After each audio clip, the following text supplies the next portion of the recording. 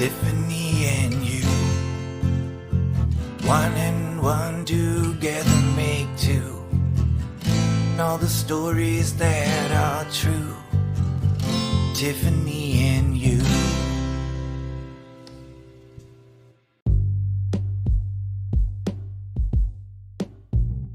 Welcome to Tiffany and You.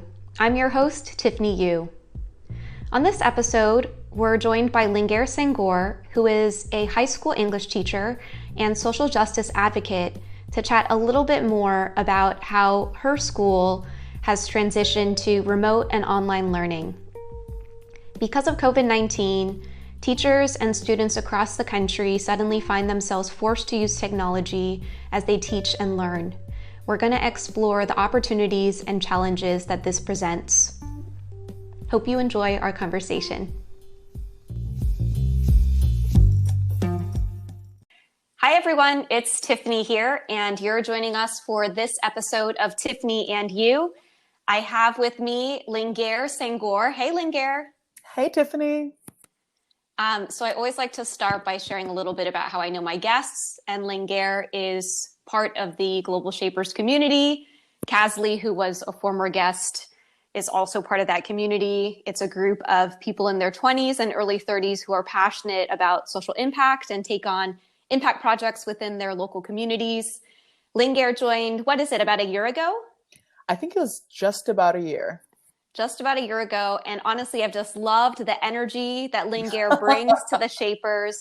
Always full of excitement, always references to sports teams that I don't follow. And Liverpool FC.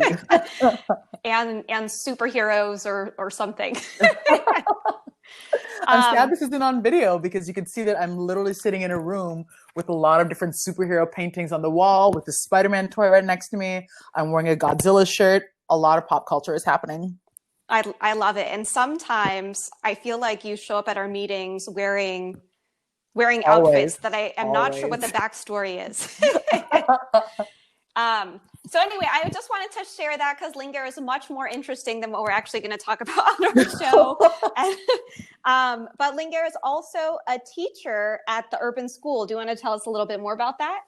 Absolutely. So I'm in my maybe 7th year of teaching. I started teaching the second I left grad school, and I currently teach at Urban, which is a small private school in Haight-Ashbury in San Francisco. Awesome. And what was the journey of kind of what led you to want to become a teacher? I think when I think about it in hindsight, it feels a little bit like I was born and then, of course, I was going to be an English teacher and I became one, but I think it's a little more complicated than that.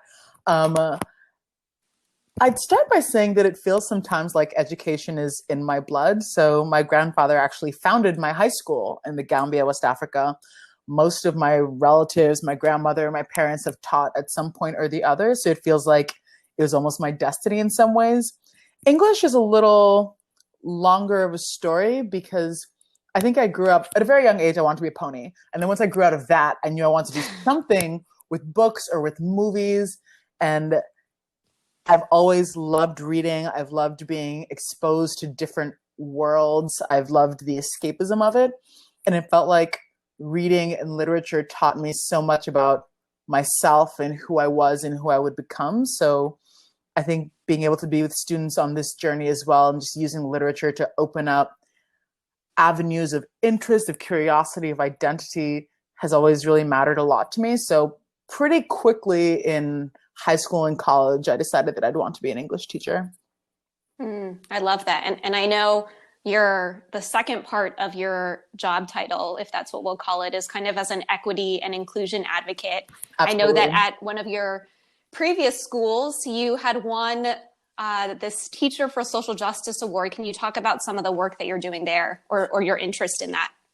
Absolutely. So I think, in some almost convenient ways, it feels like it's really aligned with literature, right? Because literature in itself explores identity and, like I said, gives students an avenue to explore their own. In other ways, of course, it's not, because this is something that's very purposeful that I'm doing. But Teachers for Social Justice is actually an advocacy group in the Bay Area that tries to support teachers, support activists. And whilst I was teaching at my former school, which is called the Drew School, a colleague, to my surprise and absolute delight, nominated me for this award, and I got it.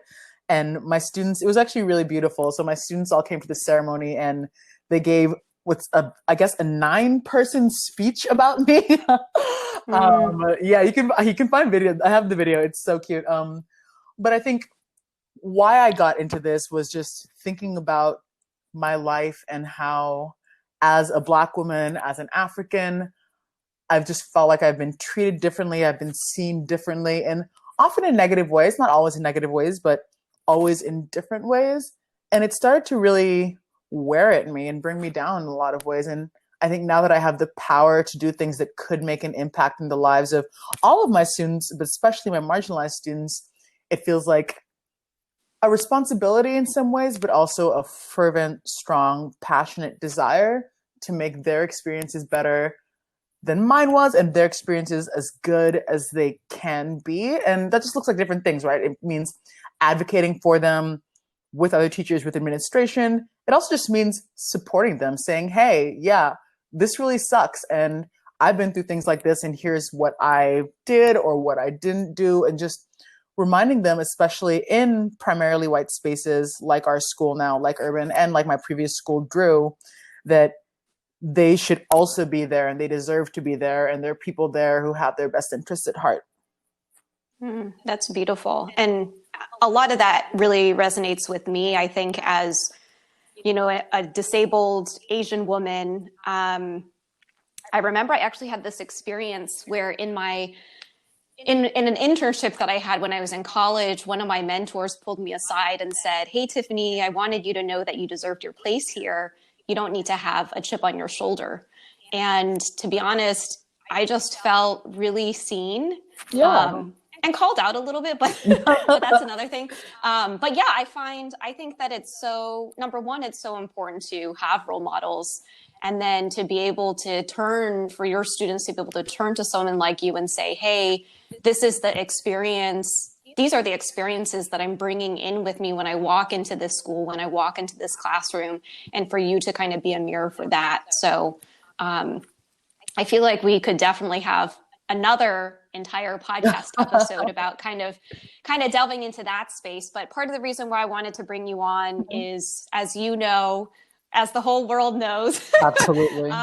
We are living in the COVID-19 pandemic, and given your role as a teacher at a high school, kind of wanted to better understand how things shifted initially when shelter in place came. How have things changed since the pandemic?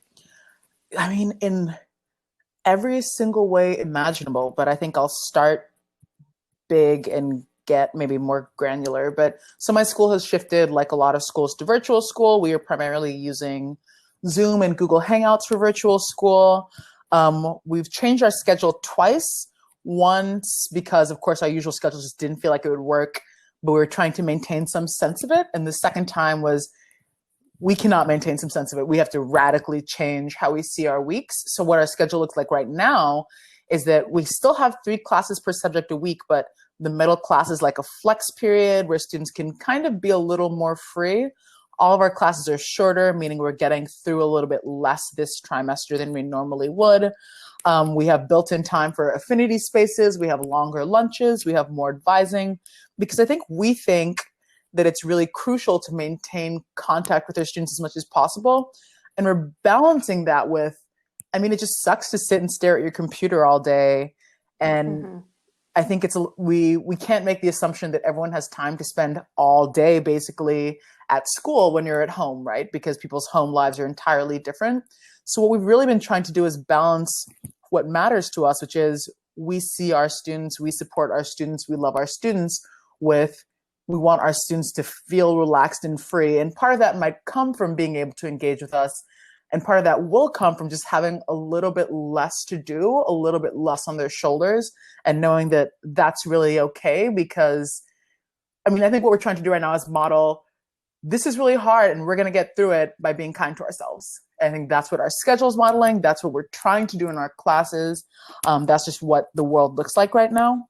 I think getting a little smaller, it's just weird and painful with moments of joy sometimes, because Right now I'm teaching 2 ninth grade classes and 1 12th grade class. And all of these classes, the students are still doing their best. They're still doing the reading. We're still having conversations. It's hard not to feel sad when we can't be around each other. It's hard not to feel like moments that are natural that we take for granted, just like jokes and things like that. It's a little harder to have these sort of instinctive points of connection over Zoom. So it feels like we're feeling a little more traditional than we usually are. And I think it's also just hard for our seniors, and I think about them all the time because, of course, they've been at Urban for 4 years. This was their time. I'm pretty sure they were going to be really obnoxious about it to everybody, but we were all really excited for it. And now it's just this with potentially us being able to do something for them in the summer, but them not having these final 12 weeks to get closure for their high school experience. For sure. And at the Urban School, it is closed through the end of the school year. Is that correct? We're absolutely closed to the end of the school year. Or still open virtually, sorry. That's true. The building is closed. School is still open. Yeah, that's so interesting. I do want to come back to this. Mm-hmm. So we'll take a quick break here. And then when we come back, we'll continue chatting with Lingerr about some of the changes that have happened at the Urban School and in other schools. All right, thanks.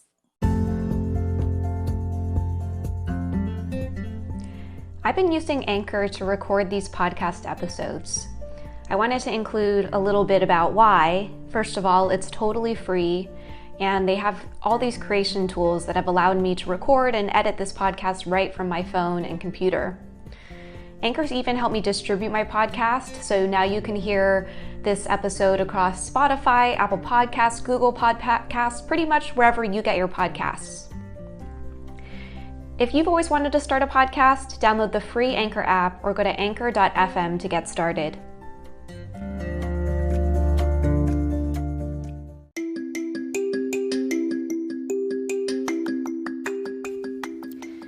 Voting isn't just going to the polls on election day anymore.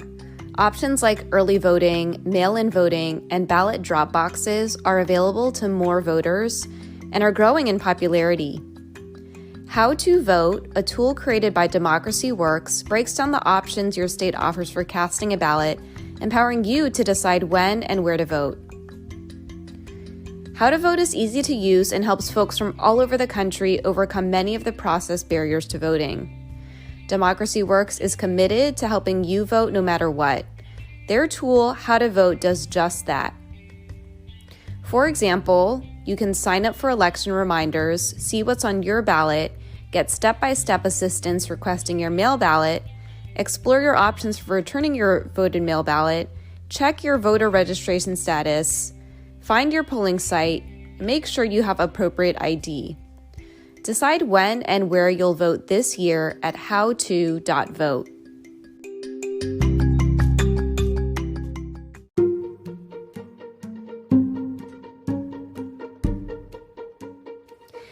Even though this is a presidential election, there are many more candidates on the ballot besides the president. Go to Ballot Ready for a nonpartisan guide to your entire ballot. From there, you can compare candidates based on stances on issues, biography, or endorsements, and then save your choices to use when you vote by mail or in the voting booth. You can even request your absentee ballot or make a plan to vote early or on election day. This election matters. Make sure you have a plan to vote and vote informed. This year, with changes to polling places and vote by mail laws as a result of COVID, it's more important than ever to have a plan to vote. 30% of voters take the time to vote and then leave some part of their ballot blank. This is a missed opportunity to choose the leaders of our communities. And it's okay if you're unfamiliar with some of the more local positions. We recommend hosting a ballot party, get together with friends over Zoom, split up the research, and go through your ballots together. Go to ballotready.org and enter your address to make a plan to vote and vote informed.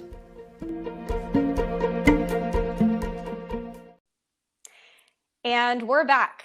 This is Tiffany here, and I'm chatting with Lingerr Senghor. She is a 9th and 12th grade English teacher at the Urban School, which is located in San Francisco, California. Before the break, we were chatting about kind of on a I don't know if I would call it a holistic level, but some of the changes that have happened since COVID-19. And she was chatting a little bit about how the 12th graders, were kind of excited about finishing out the school year. I mean, I think some of the things I've seen on social media are around like prom and having virtual proms and then kind of the pathways to college. Have you noticed like a little bit of a different sentiment among your 12th graders around that? Around college? Around like, yeah, are they excited about going to college? Is it still high levels of stress? Like people? Yeah, I think that's a good question. I guess I don't think they seem as excited because I think they're excited and nervous about the entire thing, right? Which is like by high school, high college. More and more colleges are already saying they're going to be virtual during the fall. So I think it just seems really vision, not just starting this whole new part of your life, but starting this entire new part of your life, but still sitting at home and not really having the same ways to meet people. I even think about that with our incoming ninth graders. Should urban have to go virtual for the fall, which I really hope we don't. And so far, it's not really looking like we will. But how do you create an entire new life and world for yourself when you're just sitting at home? Yeah. And one of the things you mentioned about not wanting to be a little bit more flexible with the students because you don't want them staring at screens all day. I remember coming into week 5 of our sheltering in place, and now I wear blue light glasses all the time because my eyes, it's like if I'm not on a Zoom call staring at a screen, I'm checking my email or I'm like looking at my phone. Exactly. Or I'm watching Netflix. I mean, it's all screens.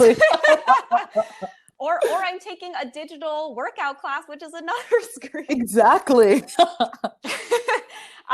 Which I actually think is a good segue to kind of talking about. I saw an article in the New York Times. It was shared by a fellow shaper, Nathaniel, around how the situation has kind of exacerbated the digital divide. And so I wanted to kind of ask you if you've seen any of that for your students. I know now they're at home.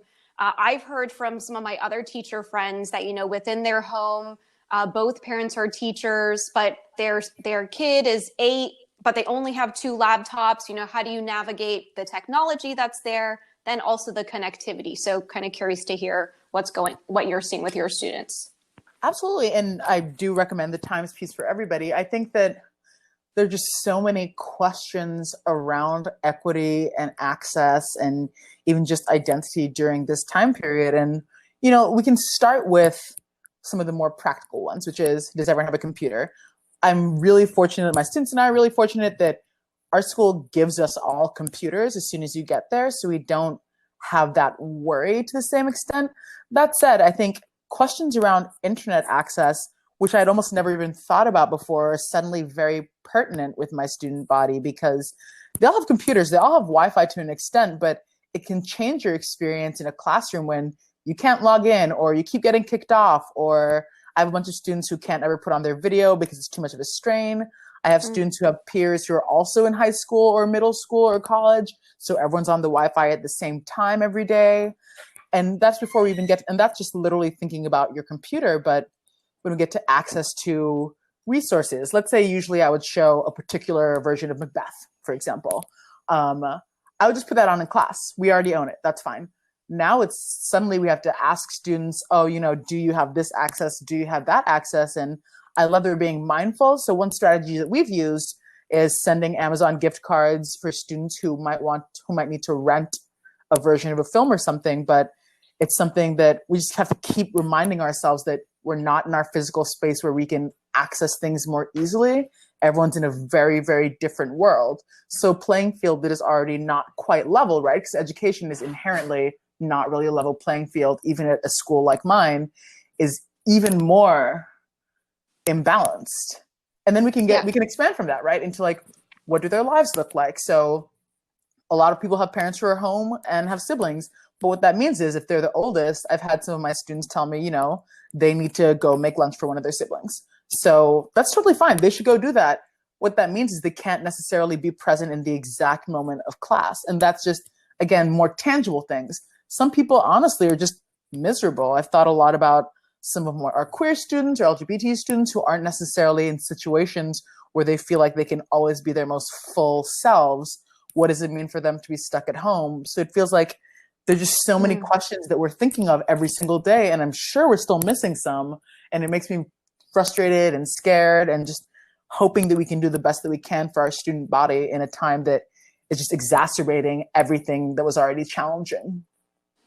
Yeah, I mean, one of the things what you're saying is getting me to think about is really around the mental health component, especially Absolutely. at such a young-ish, malleable age. Is that something that your school is thinking about providing, or you leave the onus on the parents to be able to provide that level of support? That's a great question. We absolutely provide it. So we have 2 full-time counselors, or 1 full-time and 1 part-time. I don't know. We have 2 counselors. They started doing daily meditation leading. They're available to speak to basically anyone in our community. I also think that all of us as teachers, maybe this is just myself because I'm not usually someone who's as focused on mindfulness, but even in my classes, we've been doing a lot more stretching together and breathing together and just taking the time and space to just sink into how we're feeling. And it's almost a nice kind of silver lining that I want to take back with me, because I think in our usual school day, I don't usually ask my students to take 5 deep breaths and then like explain the color that represents their emotions. You know what I mean? I think that it's something that we're doing now that feels like we're doing it. I feel like I'm doing it in response to this challenge, but I'm thinking about how I can do it more proactively moving forward. That totally wandered off topic. No, I think that's totally valid. It's funny. I facilitated a workshop earlier this week around mental health strategies, and one of the questions that I had proposed in the check-in at the beginning is, what color are you feeling Exactly. right now? So, what line best represents your emotions? It's been great. yeah, or what weather are you feeling right now is another one I like. Great. And then I'm kind of just thinking, as you work with your students, even among the teacher, like what's the general sentiment now that school is going to be remote through the end of the year for those who are heading off to college in the fall, or potentially coming back to the urban school? And if it is going to be remote, like what do you think, like what are people feeling right now? Do you mean the adults specifically? The teachers, Sure. the students. Okay. Everyone's just, I think everyone is sad to varying extents. I mean, I have some students who are introverts who are like, this is the time of my life. So that's amazing. I think everyone is sad. And we haven't even talked at all about, what's all around us, right? So people are scared. They're scared for their grandparents. They're scared the adults are scared for their parents themselves. A lot of people like myself are immunocompromised. So you have a lot of fear around that as well. And I think we're really, speaking for the adults, I think we're really sad in a lot of ways. I think what I love about my colleagues is that we just really love our students and we love being around them and we love connecting with them. And we can do that on Zoom, but it's just not the same. I think one example, a friend and I were talking the other day about just hallway highs, where you have these students or these adults who you just say hi to in the hallway, or you might chat with them once in a while, but I'm not going to talk to almost any of those people until I next see them in person, because we have no reason to necessarily have a Zoom call, but it's just those sort of little points of connection that to me create what the feeling of community. And it feels like a lot of that is being lost, even though we're still maintaining it by having all school meetings or advising meetings or classes. It's just not quite the same. Yeah. And I guess I'm curious, like for the teachers, since a lot of you have to be rocks for your students, do you think that you and the other teachers are getting the support that you need through this time? Absolutely. I think it's almost funny. I think everyone is being a rock for someone else. And I'm just curious as to like, does this chain end somewhere? Because my administration, my department chair, especially my department chair, I think a lot of them are just so constantly, consistently reaching out to me, asking if I'm okay, reaching out to other people, asking if they're okay. So I'm wondering who's reaching out to them to ask, what does the circle look like? Because everyone needs a lot of support right now. And I'm really grateful that I'm getting it from the people I work with, from my friends, from my family, from shapers who I'm talking to about this stuff. I think it's really hard to feel like I'm absorbing all of my students' different energies. And I'm really happy to, because I think that's part of my job. But it is hard to almost bring the energy, right? When on days when I'm really sad and they're really sad, it's now on me to be like, guess what? Macbeth is going to be awesome today, and here's why. And Macbeth is awesome, by the way. But I think, let it be said. But I think it has felt like a huge strain and drain on me in ways to support them. And similarly, I think it must feel that way to the people who are supporting me and the people who are supporting them. And I think even if we can't have what our usual community is, maybe this is one of the ways we're finding in creating community, right? In terms of everyone just trying to reach out to each other, be a support in the ways that we can, or ways that we can. I think that some people who don't feel like they can show up in the same way for their students, their friends, their loved ones, whatever, that's also really fine.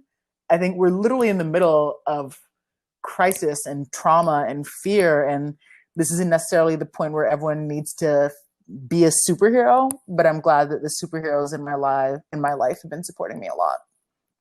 Yeah, I love the visual that you gave of kind of walking down the hallway in the school and, you know, making the eye contact and giving nods and saying hi to people. Exactly. I mean, what do you think the impact of what's happening right now will be on students? I mean, some of my other teacher friends that I've chatted with really feel like learning and growth is kind of stunted because we do want to be flexible, that students are in situations right now where, you know, they can't be 100% paying attention, or, you know, they may have to step away and then come back.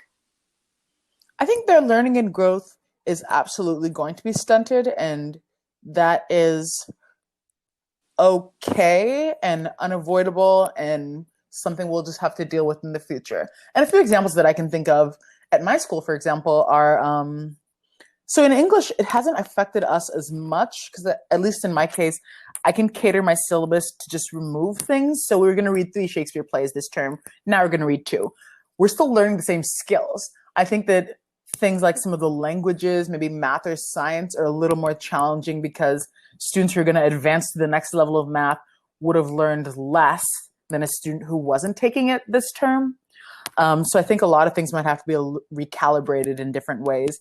What that can look like, I'm not sure, but I think what it must have, and I know it will have, at least in my school, is just understanding and care and kindness, because it's not really anyone's fault, right? I mean, we could keep our exact same schedule and teach as hard as we could and teach all of the exact same things that we usually would, but what are they even retaining? What should we expect them to retain when there's so many more things that are honestly just more important right now?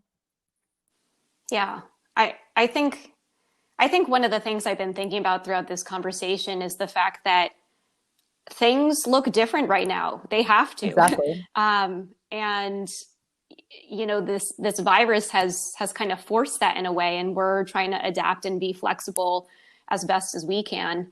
I did see an article, I don't know if you saw it as well, but it was talking about how predictions around what is going to happen when parents receive tuition bills for college of like 40, 50, you know, I don't even know how much college is now. I mean, with things being remote, and of course, I remember when we first chatted about this, you were like, I don't know if I can make sweeping statements about the future of education, but I'm just curious. Like, I mean, you're a little bit closer to it than I am. I mean, I don't know if there's going to be some revolution or something around, because of, if I think longer term about this, right? Your 12th graders many of them are about to head to college.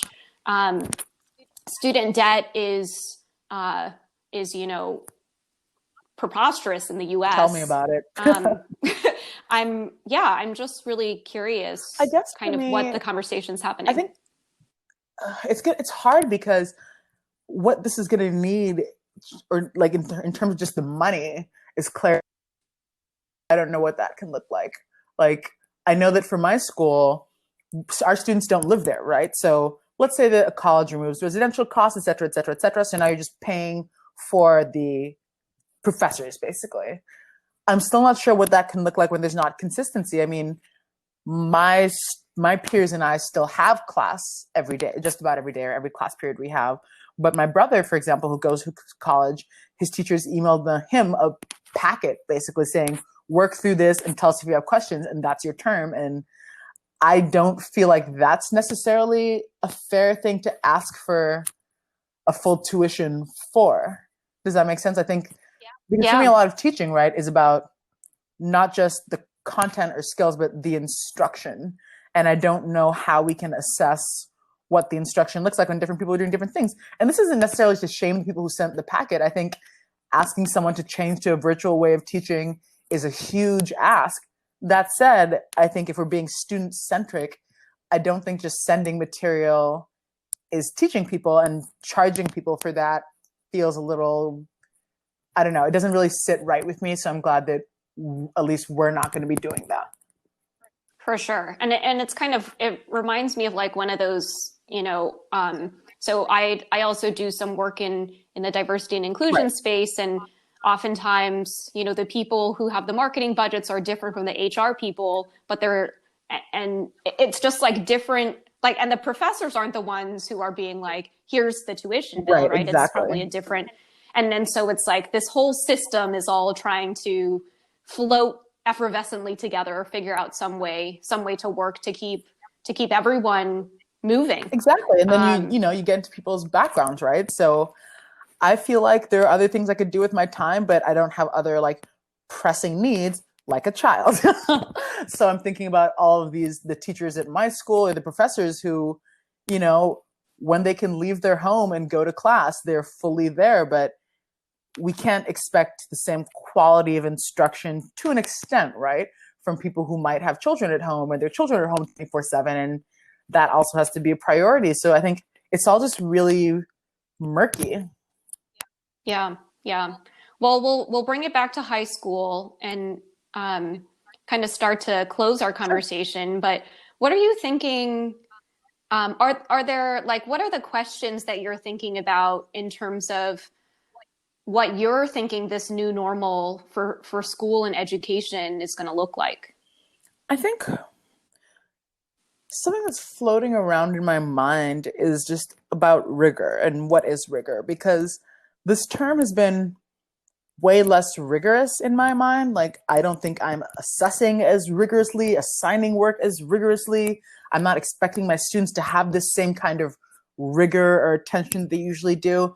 And I'm curious as to what that looks like in the future, right? Because part of having to be virtual or not having school at all has sort of led us to ask ourselves, what is education? What do we need to keep so that they're being educated? How do we define that? And I don't think our definitions all necessarily sync up in the gigantic, massive, many million people who are all in education. So I'm curious as to, when I think about being a rigorous or challenging teacher, what will that look like when we're back in the classroom? How important was that before? Have I been able to teach in the same way? Have they gotten similar ideas or mentalities or points of reflection or points of connection out of my teaching if I'm not assigning them, for example, weekly writing? And I'm just really curious as to I don't even know if I feel like anything's necessarily going to change that dramatically, at least for me. But the questions are, what do we do? What does it look like online? What does it look like when we're back together? But what exactly is the heart of what we're doing with our students? Yeah. And it's almost like, what is the skeleton of the bare bones things we need to learn to just be good humans? Exactly. I mean, sometimes I think about all of the things that I don't know if I wish I had learned them, but like personal finance skills, learning how to be in touch with my emotions and how to communicate effectively, Absolutely. those are all important things that I think I'm still learning. And I absolutely can't help them with personal finance, but I do think this idea of being in touch with your emotions and being able to convey them, that is the heart of English. I think what I talk about in a lot of classes is windows and mirrors. So what do you see in this work that is like you? How, why? Talk about it. What do you see in this work that is unlike you, which would be your window? How, why? Talk about it. And I think just allowing people the option to develop a lens, right? Internal, external, whatever it is. But I think the heart of what I do is asking people to think about themselves and their worlds and their place in their worlds. And that can happen virtually. But that's what I do in almost the abstract, right? It can happen virtually, but can it happen virtually when we're all really sad and stressed and, maybe Shakespeare doesn't feel as relevant right now? Though to be fair, he was writing King Lear during a plague, and we're about to read King Lear. But I think that heart can stay, but it's just different. Yeah, that's beautiful. I wish you were my English teacher.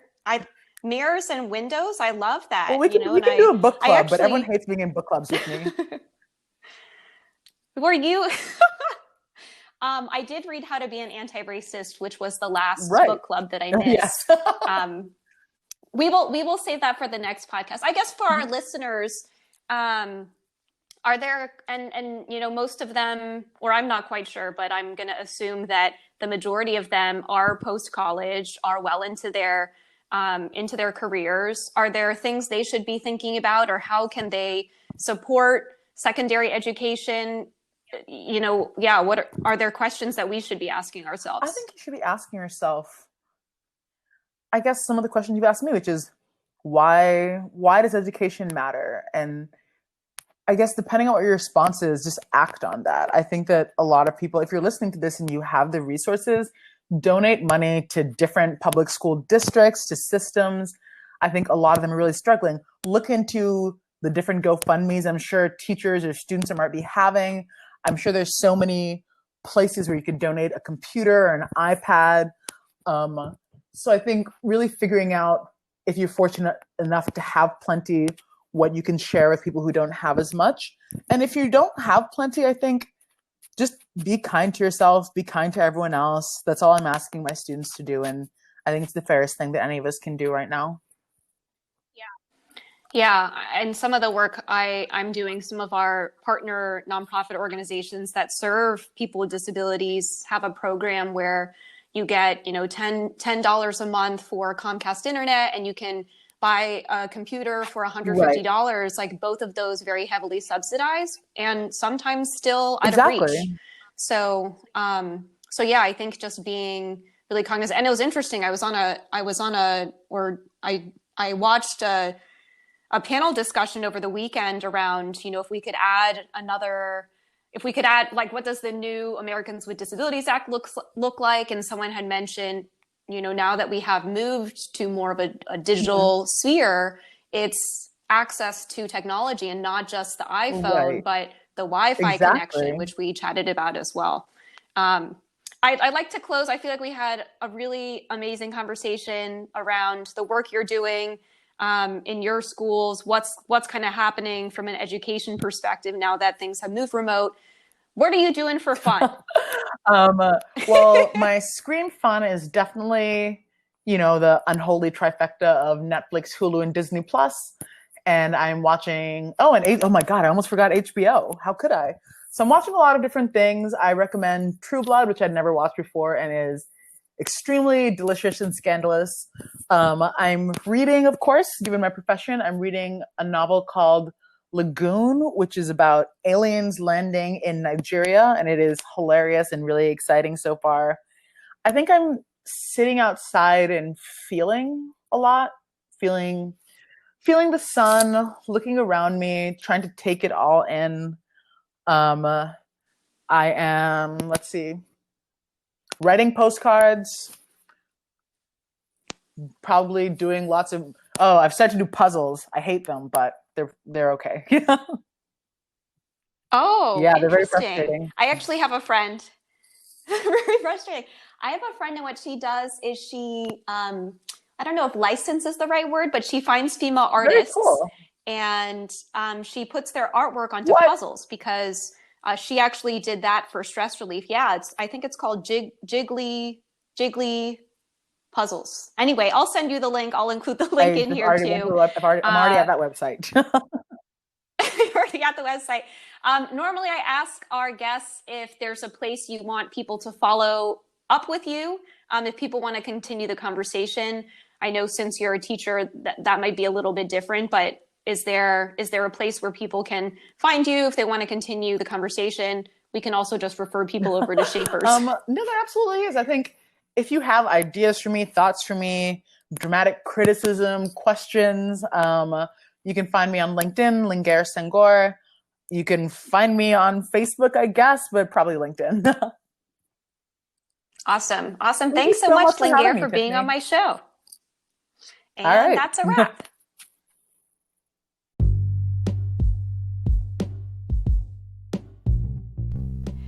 Thanks for listening to this episode of Tiffany and You.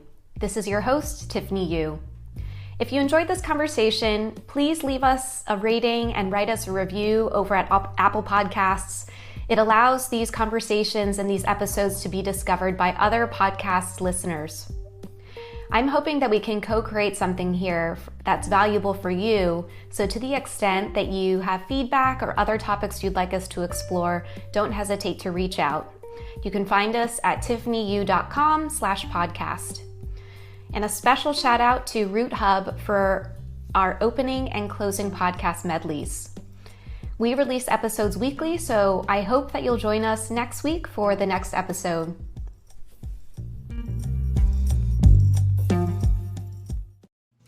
Tiffany and you.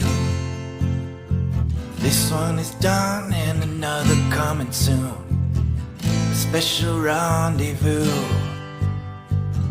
for Tiffany and you.